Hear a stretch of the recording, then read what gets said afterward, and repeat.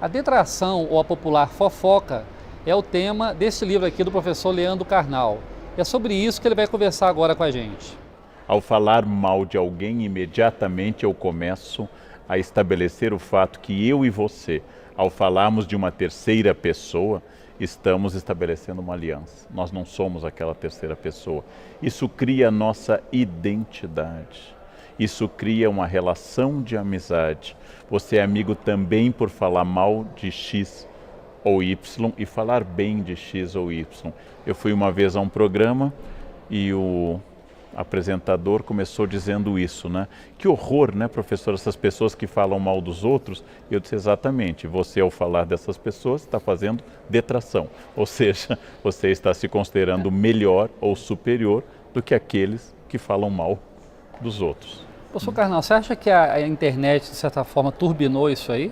Turbinou porque ela atomizou a possibilidade de todos se tornarem autores.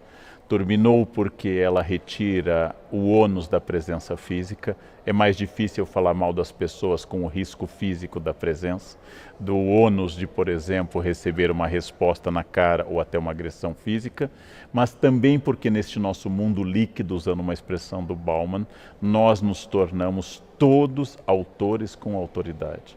Por exemplo, no momento que eu abro uma conta no Facebook, automaticamente eu ganho um diploma de jurista especializado em Constituição, apto a emitir opinião sobre impeachment abalizada ao lado dos maiores constitucionalistas do Brasil, porque eu tenho conta no Face. No momento que eu tenho o acesso à internet, eu posso emitir opiniões sobre medicina, educação e história. E se alguém me disser que está errado, eu digo, é sua opinião. Há poucos dias eu emiti uma opinião sobre o abandono que o Reino Unido está fazendo da União Europeia. Um menino de 14 anos me respondeu, você está completamente equivocado.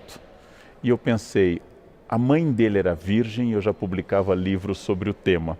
E ele diz que eu estou equivocado. É claro que eu posso estar equivocado. E idade não é um argumento, senão os argumentos da Rainha Elizabeth seriam superiores aos da média dos ingleses. Porém, não passa um minuto pela cabeça deste menino que talvez alguém que estuda o tema há 30 anos, talvez possa ter uma autoridade no tema. Ou não passa pela cabeça dessa pessoa. Agora, no seu livro, você fala de um problema legal, inclusive, né? Que a detração, a injúria, a calúnia são coisas previstas no Código Penal. Exatamente. Né? É muito difícil você separar o limite da liberdade de expressão do limite da injúria, da calúnia e da difamação. Em nome da liberdade de expressão, a gente acha que pode dizer tudo sobre todos. Ora, as palavras ferem, as palavras podem reduzir as pessoas, as palavras podem atacar, as palavras podem representar, inclusive, diminuição de questões profissionais das pessoas. Logo, como eu dou o exemplo no livro, no caso da escola, que foi caluniada, sendo acusada, um caso clássico em jornalismo, caluniada a partir da fantasia de uma criança e a partir do depoimento de outras pessoas, essa escola foi destruída, as pessoas foram destruídas, era absolutamente sem nenhum sentido aquilo que está sendo dito. Por isso, liberdade de expressão é garantida pela lei e é um dos grandes privilégios da nossa vida. Porém, saber que as palavras ferem e destroem é fundamental na responsabilidade da imprensa e de todo cidadão que fala em público ou que publica ou que comenta. Este cuidado nós temos que ter. Professor Carnal, falando um pouco da área da história, que é a sua área, né? Falar mal do opressor é uma forma de detração ou seria apenas uma arma do fraco contra o poderoso? As duas coisas, porque, como eu dou o exemplo no livro, a estátua do Pasquino, que fica do lado da Piazza Navona, onde o Brasil tem embaixada, bem perto da embaixada brasileira, ela tem uma boca redonda no qual os romanos há séculos colocavam ataques, ora aos papas, agora podia ser ao Berlusconi, a situação da Itália e assim por diante. O humor, a ironia popular, a charge, o veneno, é uma espécie de arma contra quem a gente não tem mais nenhum poder. Professor, o debate político de hoje é um poço de maledicências, né? O senhor acompanha isso muito bem. Sempre foi assim ou a gente está vivendo um momento excepcionalmente ruim? Sempre foi assim. No século XIX, quando Dom João VI chegou, o príncipe ainda regente, não Dom João VI, e colocou nas portas da Casas PR, Príncipe Real, os cariocas leram como ponha-se na rua. A detração política tem uma função. O problema, se ela é apenas o ataque, e o problema maior é dar mais atenção à vida pessoal do candidato do que às suas propostas. O candidato ser ou não ser casado, o candidato ser ou não ser um homem fiel, o candidato ser ou não ser hétero é absolutamente irrelevante em relação às propostas dele para a economia, para a diplomacia, para os blocos econômicos e Agora, assim esse é um por modelo diante. bem norte-americano que a gente segue. Na Europa isso não acontece, né, A professor? Europa menos interesse na vida pessoal. Nos Estados Unidos, a cultura da democracia midiática tornou a vida pessoal mais importante. O candidato deve necessária e obrigatoriamente ir para a convenção do partido com a sua esposa, de preferência com 2 filhas, esse é o ideal. Se forem loirinhas, melhor ainda.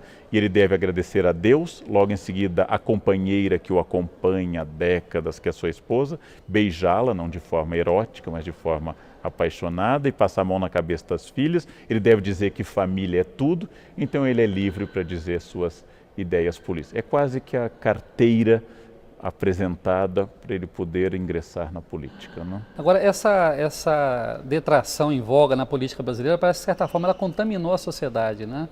Essa história do Fla-Flu, como é que você analisa a forma como as pessoas se tratam hoje? Pessoas que têm diferença política e se tratam sempre de forma detratando um ao outro, caluniando um ao outro. Nós sempre fomos detratores, essa é uma característica. Ulisses Guimarães chamou a junta militar de 1969 de os 3 patetas. Não era uma análise política, não era uma referência ao Moe, ao Larry, ao Joe, como uma tentativa de estabelecer uma proximidade com essas personagens. Porém, a detração é uma questão e é uma questão importante. A outra é o debate de Fla-Flu, nós e os outros, a adjetivação estúpida que tomou conta, porque ela não faz avançar o debate político. Na medida em que cada lado apenas adjetiva, cada lado apenas diz você é o mal e eu sou o bem, nós não temos um acordo político. Nós temos no Brasil desconfiança de 2 instrumentos. Não é que nós não possamos ter essa desconfiança, mas nós temos. Uma é o mercado como instância reguladora das coisas, e a outra é a política como instância onde eu possa resolver os problemas. Nós gostamos mais da força, da intervenção, do Estado e da fofoca. Acreditar na política como uma instância de harmonização é mais difícil entre nós. Dá mais trabalho, né? Dá muito mais trabalho, né? Professor, muitas vezes a fofoca ela é irracional, né? O senhor até comenta isso no seu livro. Ela não se dobra nem mesmo diante da realidade. Sim. Você mostra a realidade e a pessoa continua dizendo que a verdade é a fofoca dela. Como explicar isso? Porque ela responde a forças que a gente chamaria de atávicas, primitivas, tradicionais. Então, por exemplo, nós historicamente fomos governados por presidentes quase sempre acima do peso. De repente, uma presidente mulher está acima do peso e as pessoas comentam mais isso, que não comentavam nem nas barrigas proeminentes de Lula e seus antecessores. Por quê? Porque é mais atávico falar da forma física feminina do que a masculina. Essa cobrança é muito sobre a mulher. Isto é muito atávico, é a coisa mais forte que tem em nós, apelar aos estereótipos, aos arquétipos, a tudo aquilo que nos ensinaram indiretamente. Aquele aprendizado que eu tive no banco de trás do carro, quando meu pai dirigia, eu era criança e gritava, tinha que ser mulher. Essa tradição misógina, tradição de desconfiança do feminino, ela é muito forte entre nós. Logo, é preciso analisar objetiva e criticamente.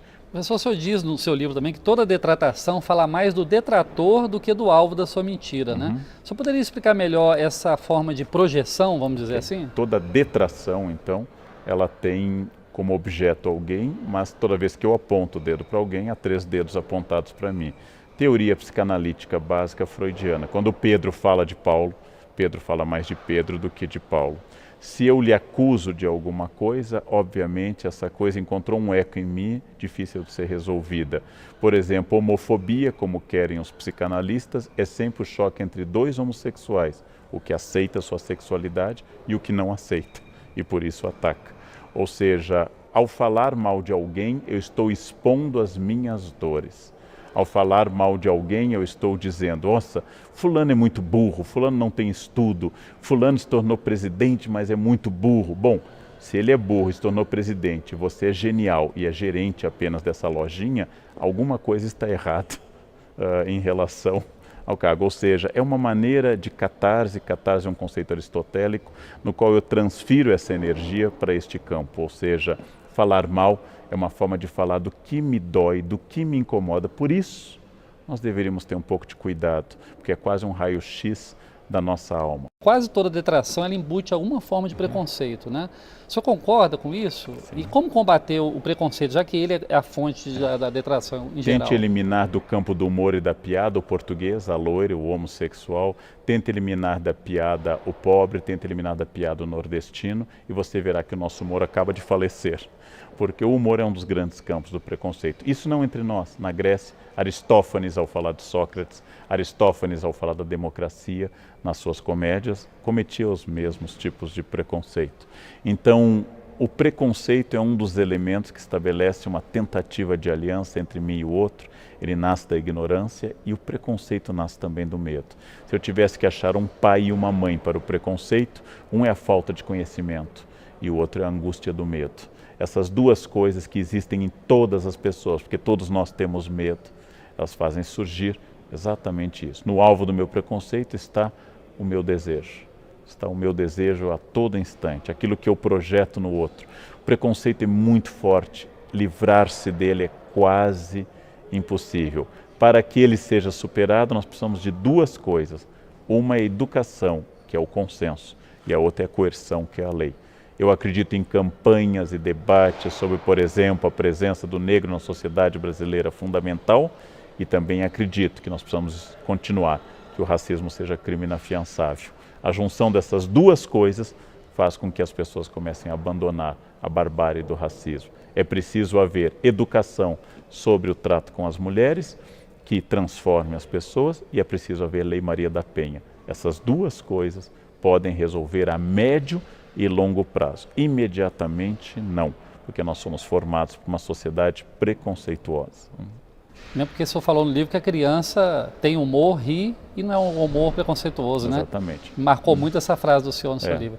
Professor, muito obrigado pela entrevista à TV Câmara, um programa Casa das Palavras, e sucesso aí no seu livro. Obrigado.